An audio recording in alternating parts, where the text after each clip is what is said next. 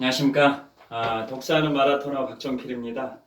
오늘은 세계 영화 산업의 메카인 할리우드가 있는 미국 로스앤젤레스에 관하여 말씀드리고자 합니다.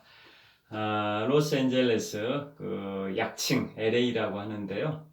LA는 제가 1년 8개월 전인 2018년 9월에 여행을 갔었습니다. 그래서 그곳에 뭐 산타모니카 피어, 그 다음에 게티 센터, 그 다음에 할리우드 사인, 그 다음에 할리우드 하일랜드, 그 다음에 스타델 아울렛, 그 다음에 미국의 3대 햄버거 중에 하나인 인앤아웃 햄버거, 뭐 이런 것을 이제 구경하고 또 먹어보기도 했는데요. 그래서 오늘은 세계 영화 산업의 메카인 할리우드가 있는 로스앤젤레스에 관하여 말씀을 드리겠습니다. 먼저 로스앤젤레스 하면은 1984년 LA 올림픽이 연상되실 수도 있습니다. 그리고 우리나라 해외 교포들이 뭐 가장 많이 사는 곳이 로스앤젤레스 아닌가라고 생각하실 수도 있고요. 그 다음에 1978년도에 발표된 기로균 작사 작곡, 그 다음에 새샘 트리오가 불렀던 나성에 가면 편지를 띄우세요, 이 노래 있지 않습니까? 그래서 나성에 가면이 1978년도니까 지금부터 42년 전에 발표된 노래인데요. 뭐 이런 것들이 연상되실 수 있습니다. 그래서 그런 것들을 이제 말씀드리고자 합니다. 제가 말씀드리기 앞서서 LA 하면 올림픽과 관련해서 제가 재밌는 얘기를 하나 해드리겠습니다. 근대 올림픽이 1896년 제1회 아테네 올림픽이 시작된 이후에 우리 대한민국 수도 서울에서는 1988년도에 제24회 서울 올림픽이 있었는데요. 또 올해는 2020년 도쿄 올림픽이 있을 예정이었는데 코로나19로 인해서 1년이 연기돼서 내년도 2021년에 도쿄 올림픽이 있을 예정이라는 건 다 알고 계실 텐데요. 제가 퀴즈를 하나 내드리겠습니다. 월드컵이라는 것은 국가가 개최하는 겁니다. 그에 반해서 올림픽은 도시가 개최를 하는 겁니다. 그래서 우리 1988년도 제24회 서울올림픽은 한국올림픽이 아니라 서울올림픽입니다. 서울이라는 도시가 개최하는 거기 때문에 서울올림픽이고요. 그에 반해서 2002년 한일 월드컵은 한국하고 일본이라는 두 국가가 공동으로 월드컵을 개최했지 않습니까? 그래서 그 월드컵은 국가가 개최를 하는 겁니다. 한일 공동 월드컵. 그래서 2002년도에는 한국과 일본이 공동으로 월드컵을 개최를 했었습니다. 올림픽과 관련해서 동계올림픽보다 이제 하계올림픽이 더 비중이 있다 보니까 하계올림픽 관련해서 말씀드리겠는데요. 전 세계 도시 중에 하계올림픽을 가장 많이 개최한 도시가 어디일까요? 우리 대한민국 서울과 북한의 평양은 2032년 제35회 올림픽을 공동 개최하기 위해서 굉장히 노력을 하고 있는데요. 성사가 될지 안 될지는 좀 두고 봐야겠지만은 그게 이제 2032년 제35회 하계올림픽을 서울과 평양이 공동 개최하는 것을 목표로 지금 활동을 하고 있는데 뭐 될지 안 될지 좀 지켜봐야 할 것 같습니다. 그래서 제가 퀴즈 내드렸던 것 관련해서 만약에 우리 서울과 평양이 2032년에 제35회 월드컵을 공동 개최한다면 전 세계에 있는 도시 중에 우리 서울은 하계올림픽을 2번 이상 개최한 6번째 도시가 됩니다. 하계올림픽을 2번 이상 개최한 6번째 도시가 이제 되는 건데요. 왜 그러냐면 하계 올림픽을 가장 많이 개최했던 도시는 어디냐면 뭐 다 아시겠지만은 영국의 런던 올림픽.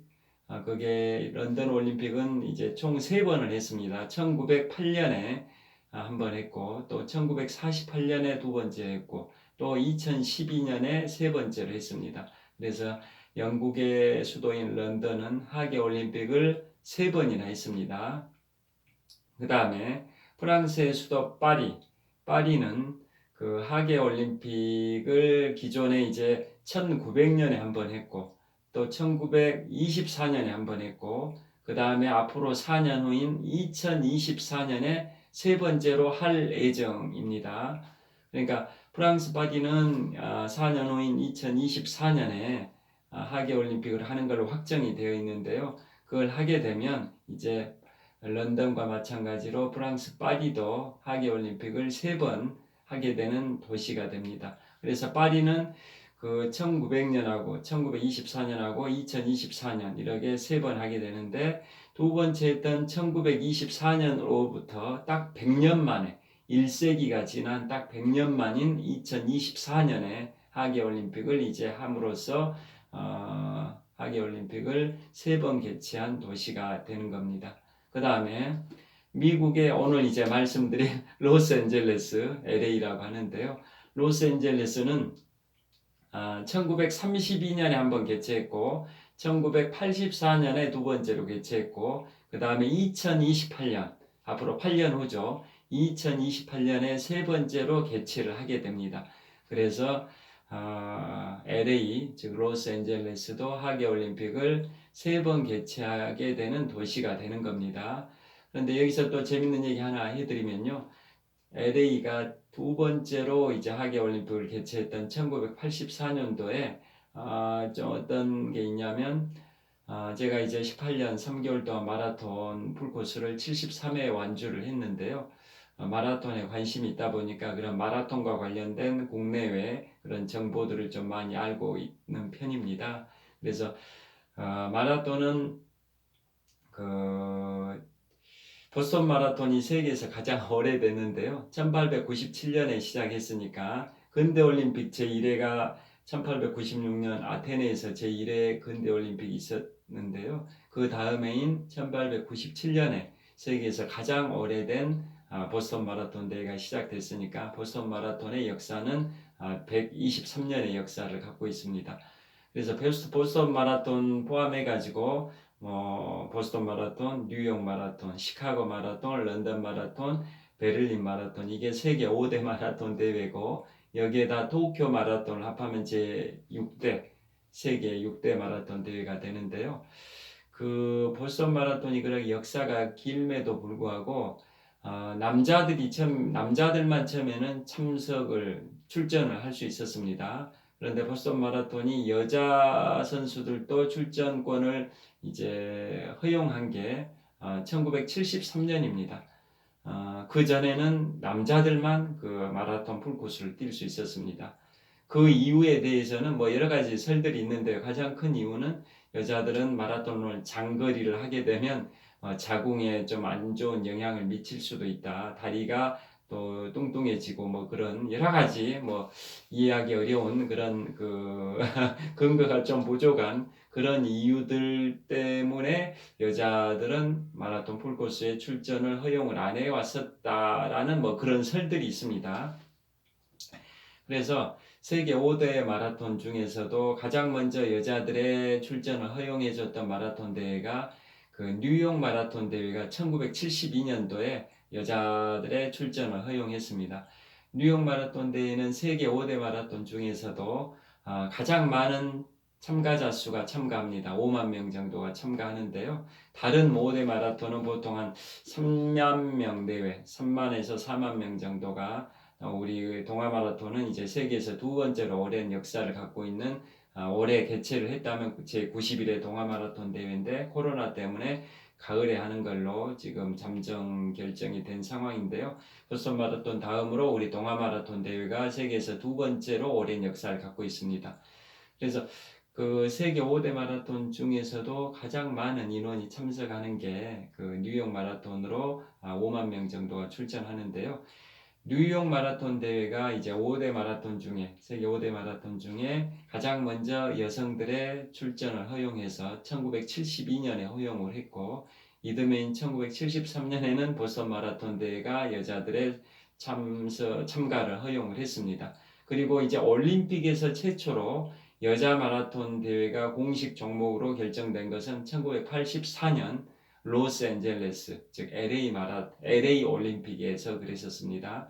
그래서 올림픽은 4년에 한 번씩 개최되는데요. 1984년 LA 하계 올림픽부터 여자 마라톤 대회, 즉 42.19km의 여자들이 처음으로 참가가 이제 허용이 됐었다라고 이제 생각하시면 되고요. 앞으로 8년 후인 2028년에 LA가 이제 하계 올림픽을 이제 세 번째로 개최를 하게 됩니다. 그러게 되면 결국은 하계 올림픽을 세 번 개최를 했거나 할 계획인 도시는 총 3개 도시가 되는 거죠. 런던, 파리, LA 그러게 됩니다. 그 다음에 이제 하계 올림픽을 2번 개최했던 도시가 몇 개 있습니다. 첫째, 그리스 아테네는 제1회인 1896년하고 2004년하고 이렇게 2번 개최를 했고요.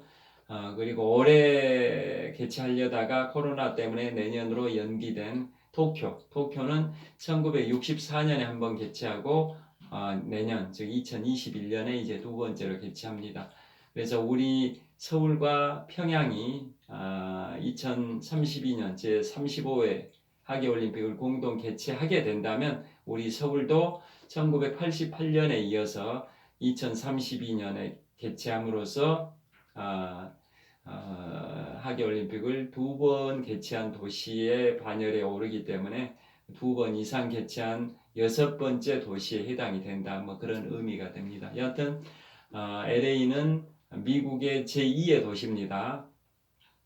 미국의 제1의 도시는 인구 860만 명의 뉴욕이 미국의 제1의 도시고요. 제2의 도시가 이제 로스앤젤레스, 인구가 한 400만 명 정도 되고, 제3의 도시는 시카고, 제4의 도시는 휴스턴. 시카고는 아시죠? 일리노이 주에 있고 휴스턴은 텍사스 주에 있다는 거 다 아실 겁니다. 여하튼 오늘은 이제 LA에 관하여 말씀드릴 텐데요. LA는 이런 별칭도 가지고 있습니다. 서울특별시 나성구라는 별명도 가지고 있습니다. 나성이 뭡니까? 아까 모두에 말씀드린 1978년도에 발표된 기로균 선생님의 작사 작곡이고 새샘 트리오가 불렀던 나성에 가면 편지를 띄우세요 이 노래 있지 않습니까? 이 노래가 42년 전인 1978년도에 발표된 나성의 가면인데요. 원래는 그 당시에 LA의 가면 이렇게 작사를 했었는데 그 유신 정권 당시에 국어 순화 정책에 따라 외래어를 못 쓰게 했답니다. 그래서 이제 LA를 나성으로 바꿔서 표현해서 제목이 나성에 가면 그 노래가 1978년에 이제 발표가 됐는데 그만큼 나성은 LA는 우리나라 사람들이 이민을 많이 가 있습니다. 2011년도에 외교부에서 발표한 자료에 의하면 재미교포 숫자가 재미교포에는 미국 시민권자도 있고 미국 영주권자도 있는데요. 2011년도 외교부 발표의 자료에 의하면 미국 시민권자가 한 110만 명 되고 미국 영주권자가 한 50만 명 정도 되니까 다 합하면은 시민권자 110만 명과 영주권자 50만 명 합해서 160만 명 정도의 이제 재미교포가 있는 걸로 그 당시 자료에 나왔는데요. 지금은 좀 증감이 있을 수 있습니다. 그 중에서도 로스앤젤레스에 이제 그 가장 많은 재미교포가 사는 걸로 제가 알고 있는데요. 로스앤젤레스에 살고 있는 우리 재미교포가 한 65만 명 정도 된답니다. 65만 명. 그러다 보니까 거기를 우리 한인들이 가장 많이 사는 그 지역이다 보니까 해외 중에서도 가장 로스앤젤레스에 많은 교포들이 살다 보니까 거기를 서울특별시 나성구라고 한다라는 거고요. 우리 서울의 구가 25개 자치구가 있습니다. 인구 순으로 따지면 가장 많이 살고 있는, 제가 잠실에 살고 있는데요. 잠실 인구가 67만 명입니다. 그 다음이 양천구, 그 다음에 노원구, 그 다음에 어디, 그 다음에 강남구가 한 5번째 정도 됩니다. 그래서 인구가 가장 많은, 서울에서 가장 인구가 많은 자치구인 우리 송파구는 인구가 67만 명이고 강남구는 한 57만 명 됩니다. 그러다 보니까 로스앤젤레스의 한국인 교포들이 한 65만 되니까 송파구에 버금가는 그러한 인구 숫자인 거죠. 그래서 서울특별시 나성구, 로스앤젤레스를 그 표기할 때 나성이라고 하지 않습니까? 비단 나자, 그 캐슬할 때 성, 나성.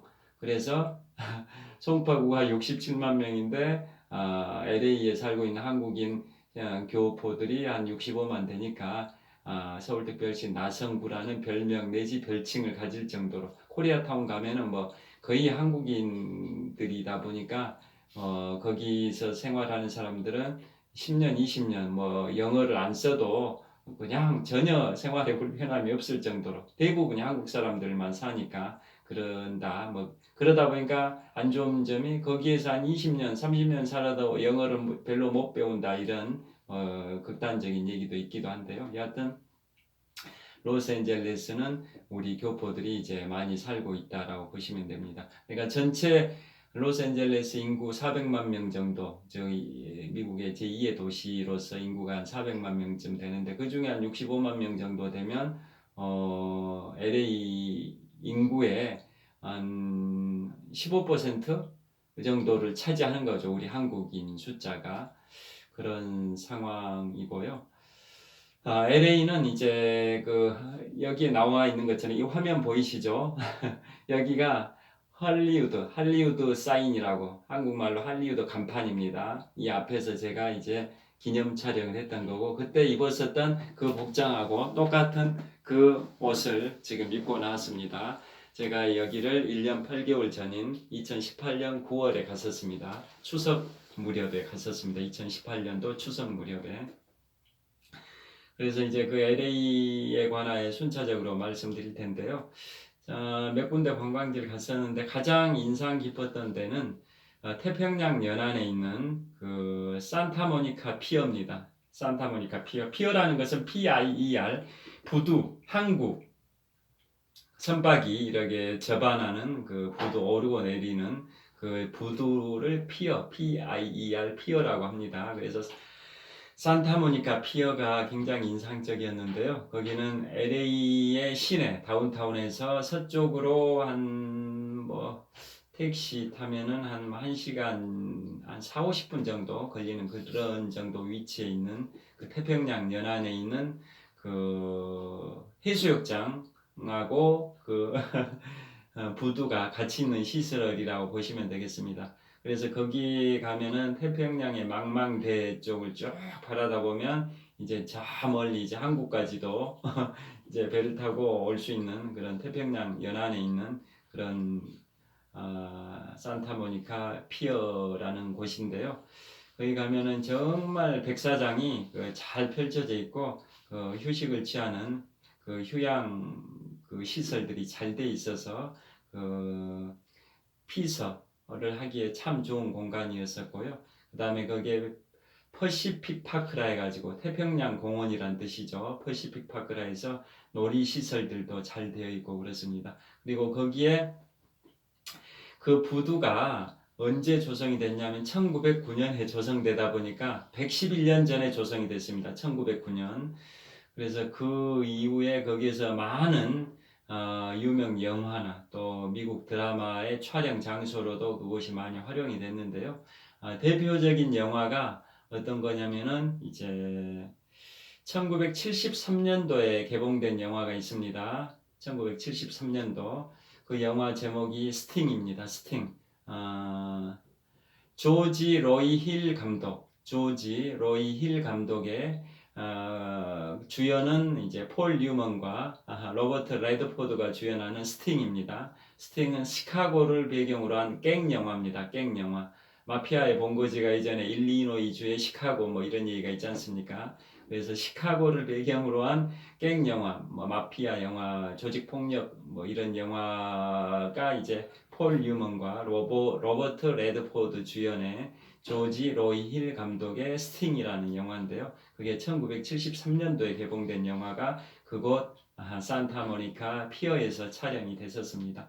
그리고 그보다 4년 앞선 1969년도에는 똑같은 그 감독 그 공동주연 이 사람들 즉 조지 로이 힐 감독과 폴 뉴먼, 로버트 레드포드 공동주연 그 영화로 내일을 향해 쏴라. 내일을 향해 쏴라. 이건 서부 영화지 않습니까? 그게 1969년도에 제작된 영화인데요. 거기에서 그 감독하고 이제 공동 주연 이 사람들이 서로 저기 서부 영화를 이제 촬영을 했는데 그거 촬영한 데는 거기는 아닙니다. 산타모니카 피어는 아니고 그 감독하고 공동 주연 그 사람들이 같이 그 의기투합해 가지고 1969년에 내일을 향해 쏴라라는 제목의 서부 영화를 만들었는데 히트를 쳐가지고 4년 후에 다시 그 사람들이 만나서 감독과 공동 주연 배우들이 만나서 만든 영화가 산타모니카 피어를 배경으로 한 스팅이라는 영화, 시카고를 무대로 한 그 갱스타들의 영화다라고 이제 기억하고 계실 겁니다. 그 다음에 거기에 갔더니 어떤 게 있었냐면 그 유명한 새우 요리 전문점이 있습니다. 상호가 부바 건푸 슈림프라고 부바 건푸 슈림프 LA나 샌프란시스코 가보신 분들은 이제 방문해 보셨을 수도 있는 새우 요리 전문점인데요. 그게 바로 이제 어떤 것에 영감을 받아서 오픈한 새우 요리 전문점이냐면 거기서 이제 늦은 점심 겸 저녁 식사 뭐 비슷하게 했었습니다. 새우 요리에다가 이제 맥주, 생맥주를 시켜가지고 여기서 식사를 했었었는데요. 일행들하고 같이. 그 상호가 바로 새우 요리 전문점인 부바 건푸 슈림프. 슈림프가 새우란 뜻이지 않습니까? 그래서 여기서 부바라는 것은 뭐냐면 그걸 이제 말씀드리려면 이제 영화 포레스트 검프를 먼저 말씀드려야 됩니다. 포레스트 검프는 1994년에 개봉된 영화입니다. 톰 행크스 주연의 포레스트는 1994년에 개봉됐으니까 26년 전에 개봉이 됐는데요. 그 영화는 뭐 잘 아시다시피 월남전을 배경으로 하고 있지 않습니까? 좀 지능이 떨어지는 그 주연 배우 톰 행크스가 이제 포레스트 검프 역할을 했지 않습니까? 포레스트 검프는 뭐 자폐야 좀 발달장애 비슷한 게 있는 상태에서도 최선을 다해서 인생을 살아가는 정말 성실하게 열심히 살아가는 그런 모습을 보이는 정말 그 멋진 인물로 묘사되고 엄청나게 또 달리기를 좋아하지 않습니까? 제가 달리기 좋아하듯이 포레스트 검프도 달리기를 좋아하는데요. 그런데 어느 이제 나이가 들어서 이제 월남전 베트남전에 참전을 하게 되는 거죠. 그래서 베트남전에 포레스트 검프가 참전을 하는데 같은 전우였던 부바라는 전우가 있었죠. 흑인 전우. 그러니까 포레스트 검프는 이제 백인이었고 부바는 같은 미국 출신의 그 흑인이었죠. 그래서 부바라는 흑인이 이제 포레스트 검프하고 같이 베트남전에서 전우였었죠. 그런데 이제 그 포레스트 검프는 거기에서 살아서 미국으로 귀환하게 되지만 부바라는 전우는 전사를 하게 되는 건데요. 전사하기 전에 포레스트 검프하고 부바가 약속을 하죠. 나중에 살아서 같이 고국으로 돌아간다. 즉 미국으로 돌아간다면 미국의 엘라베마주 거기 가가지고 새우잡이 배를 구입해가지고 새우잡이 어업을 하자라고 이제 약속을 했었고 그런데도 불행하게도 이제 부바는 사망을 해버렸고 이제 포레스트 검프만 살아서 고국으로 돌아가게 되지 않습니까? 그래서 포레스트 검프는 굉장히 그 성격 자체가 그 강직한 성품이고 약속을 지키는 신의가 있는 그런 성격이다 보니까 죽었던 전후 부바와 약속을 지키기 위해서 엘라베마 주에 가가지고 진짜 새우잡이 배를 구하고 또 그 가게 그 새우잡이 회사를 차리게 되죠. 그래서 회사 상호를 죽은 전후 부바하고 포레스트 검프 이름의 검프를 합해가지고 부바 검프 CO Ltd, 부바 검프 쉬림프 CO Ltd, CO Ltd는 회사란 뜻이지 않습니까? 그래서 부바 검프 쉬림프 CO Ltd라는 그 새우잡이 회사를 그 두 사람의 공동 이름을 붙여가지고 회사를 차린 게 이제 부바 검프 쉬림프 CO라는 회사가 되는 거지 않습니까? 그게 영화가 지금부터 26년 전인 1994년에 개봉이 됐고 그게 굉장히 히트를 친 영화였죠. 그러니까 정신 연령은 그 포레스트 검프가 굉장히 낮은 발달장애 상황이지만은 그걸 극복하려는 그 초인적인 의지력을 발휘하지 않습니까? 계속 달려다니면서 미국 대륙을 횡단하는 달리기도 계속하고 달리면서도 계속 수염 이렇게 엄청나게 이렇게 길 정도로 깎지도 않고 수개월 뭐 이렇게 수년 이렇게 달리는 그런 모습들이 굉장히 인상 깊었던 영화고 정말 뭐 정신적으로는 좀 보통 사람보다 약간은 좀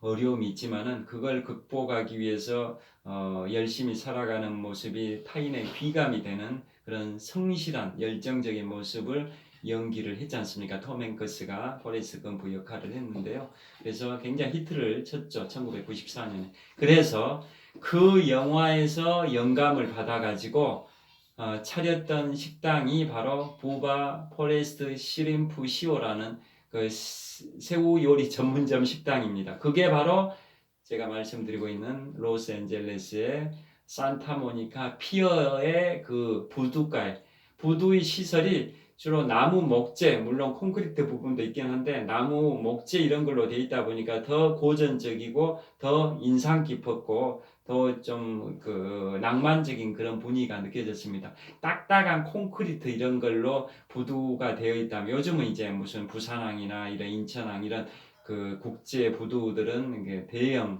컨테이너 선박 그런 것들을 이제 운반하고 그런 배들이 접안하다 보니까 콘크리트 일색으로 그렇게 구조물이 되어 있는데 그곳 산타모니카 피어는 1909년 지금부터 111년 전에 조성된 부두로서 목재로 시작해가지고 지금도 이제 목재 위주로 조성이 되어 있다 보니까 더 낭만적으로 느껴졌습니다. 그 부두의 그 한 부분에 부바 포레스트 시림프 시오라는 컨셉의 새우요리 전문점이 있습니다.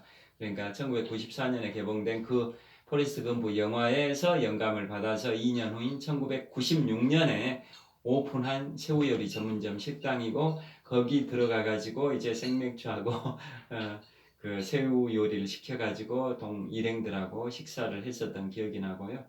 그래서 그게 굉장히 인상 깊었습니다. 그래서 산타모니카 해부두 산타모니카 피어는 1973년에 스팅이라는 영화를 촬영했던 장소일 뿐만 아니라 미국의 유명한 영화나 미국의 유명한 드라마들의 촬영 장소로 많이 활용이 되고 있답니다. 그리고 포레스트 검프 영화에서 이제 영감을 받은 그 부바 검프 쉬림프 식당 즉 새우요리 전문점에서 식사했던 것도 인상 깊었습니다. 그 다음에 이동했던 데가 이제 게티 센터입니다. 게티 센터는 언덕 지역에 있습니다. 언덕 거기에서 좀 높은 지대다 보니까 LA 로스앤젤레스 시가지가 쫙 펼쳐져 있고 저 멀리 태평양 연안에 산타모니카 피어까지도 다 조망이 되는 언덕 지대에 있는데요. 그 게티 센터는 뭐 하는 데냐면 석유 재벌 폴 게티라는 분이 계셨답니다. 폴 게티라는 분이 미술 작품 이런 거 수집하는 게 취미이기도 하고 그런 것들을 애호가하셨답니다. 그래서 1997년도 지금부터 23년 전에 오픈을 했다는데요. 1993년도에 그 건물들 미술관 컨셉입니다. 미술관 정원도 잘 되어 있고 미술관들이 참 잘 되어 있는데요. 유명 그 작가들의 이런 작품들도 이 순회 전시를 하기도 하고 또 고정되어 있는 이제 전시물들도 굉장히 많은 곳인데요. 그 공사하는데 공사비가 1조 원이 투하됐답니다. 1조 원. 1997년도니까 23년 전에 오픈할 때 그 정도로 많은 비용을 투하할 정도로 석유 재벌이었답니다. 폴 게티라는 분이. 그래서 거기는 미술관 구경도 괜찮았고요. 거기에서 LA, 로스앤젤레스 시가지를 조망하는 것도 굉장히 좋은 인상 깊었던 그런 공간이었습니다. 그 다음에 이제 이동했던 데가 바로 여기 보이시죠? 할리우드 사인입니다. 할리우드 사인. 자, 할리우드 사인은 자 보시면 이게 미국 로스앤젤레스의 상징입니다. 할리우드 사인. 이게 그 글자가 HOLLY WOOD 철자가 9개로 구성이 되어 있는데요. 이게 원래는 그 13자였답니다. 여기에다 랜드, LAND, 토지, 땅 이런 의미지 않습니까? 할리우드 랜드라는 걸로 되어 있었답니다. 이제 왜 처음에는 그러기 시작을 했냐? 그때가 1923년이었습니다. 1923년이면 지금부터 97년 전입니다. 97년 전인 1923년에 그 당시에 그 LA 지역이 굉장히 토지 개발이 이제 막 진행되는 그런 상황이었었다고 합니다. 그래서 부동산 광고를 하기 위해서 그 중턱에다가 이 간판을 세웠다 합니다. 할리우드 랜드. 그러니까 할리우드 땅 거래 이런 걸 개발하고 있으니까 땅 살 사람 사라 이런 취지였던 것 같습니다. 그래서 할리우드 랜드라는 철자가 13자로 이렇게 간판을 했었었는데요. 그러다가 이제 그게 계속 그 토지 개발만 하고 그게 좀 간판이 좀 방치가 되고 그랬었다고 합니다. 그래서 좀 황폐화되는 그런 시절도 있었는데 그로부터 22년이 지난 1945년도 이제 2차 세계대전이 끝났던 1945년도에 미국의 상공회의소에서 다시 그 좀 재정비하자라고 해가지고 할리우드 랜드에서 LAND라는 말은 그냥 빼고 미국 영화 산업의 메카, 세계 영화 산업의 메카인 할리우드를 상징하는 상징 조형물로 만들자. 여기가 할리우드다. 세계 영화 산업을 선도하는 영화 산업의 메카인 할리우드라는 것을 어디에서도 주위에서 다 확연하게 볼 수 있는 간판을 하나 세우자라고 해서 랜드는 빼버리고 그냥 할리우드 철자 9자 HOLLY WOOD 이렇게 할리우드라는 것만 남겼답니다. 그래서 이것은 로스앤젤레스 공항에서 비행기가 착륙할 때 이 간판이 보일 정도로 굉장히 큽니다. 이런 말도 있지 않습니까? 우주에서 달에서 지구를 봤을 때 중국의 만리장성이 보인다 할 정도로 만리장성의 규모가 크지 않습니까? 그 정도는 아니겠지만은 미국 로스앤젤레스에서 착륙하는 그 비행기들이 이 할리우드 간판을 다 볼 수 있을 정도로 이 할리우드 간판, 영어로는 할리우드 사인